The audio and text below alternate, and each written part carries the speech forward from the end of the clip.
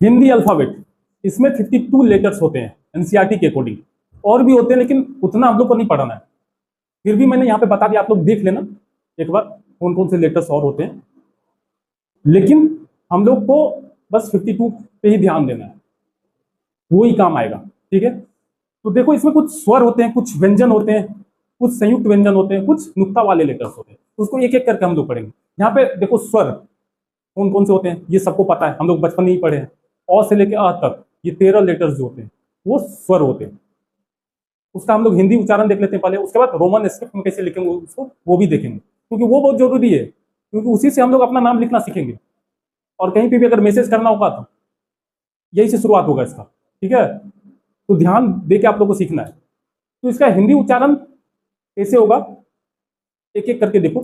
जैसे अ हो गया, आ हो गया, हर्ष ई हो गया, दीर्घ ई हो गया, हर्ष ऊ हो गया, दीर्घ ऊ हो गया, री हो गया, री हो गया, ए हो गया, ए हो गया, ओ हो गया, औ हो गया, अंग हो गया और अ हो गया।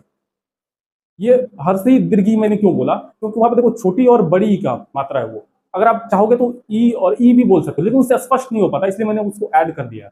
बहुत सारे लोग ऐसे ही पढ़ते थे बचपन में, मैंने भी पढ़ा है। आप लोग कैसे पढ़े वो आप लोग कमेंट बॉक्स में लिखना। लेकिन मैंने उसको क्लैरिटी के लिए ये चीजें बोली है। अब इसका रोमन स्क्रिप्ट कैसे लिखे, ओ को ए लिखते हैं हम लोग, आ को डबल ए भी लिखते हैं, कभी कभी ए भी लिख देते हैं। क्यों, ऐसा क्यों होता है सर? तो देखो क्या होता है ना, प्रैक्टिकली जब हम लोग लिखते हैं तो कुछ वर्ड जो है एग्जैक्ट रोमन स्क्रिप्ट में आप लिखोगे तो थोड़ा बल्कि हो जाता है। उसको सिंपल बनाने के लिए और इजी बनाने के लिए तो अपने कन्वीनियंस के हिसाब से हम लोग लिख देते हैं, लेकिन उसका exact roman script double A ही होगा। ठीक है, उसके बाद देखो हर्षी के लिए आई हो गया, दीर्घी के लिए डबल ई होगा, लेकिन उसको कभी कभी आई भी लिख देंगे। उसका मैं एग्जाम्पल के साथ बताऊंगा आगे। ठीक है, तो आपको टेंशन लेने की जरूरत नहीं है। उसके बाद देखो हर्षऊ के लिए क्या लिखेंगे, यू। दीर्घ ऊ के लिए क्या लिखेंगे, डबल ओ और यू भी लिख देते हैं कभी कभी। उसके बाद री के लिए क्या लिखेंगे, आर आई, और री के लिए क्या लिखेंगे, आर डबल ई। तो ये जो री है इसको पहले यूज करते थे हिंदी में, लेकिन अभी मॉडर्न हिंदी में इसको यूज नहीं किया जाता, इसे हटा दिया गया।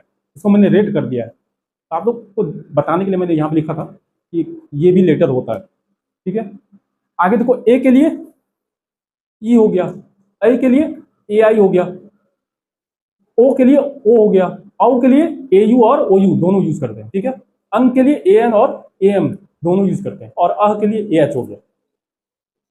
तो ये कंप्लीट स्वर मैंने बता दिया उसका उच्चारण के साथ, और रोमन स्क्रिप्ट भी। तो इसको आपको देखना है बार बार और प्रैक्टिस करना है।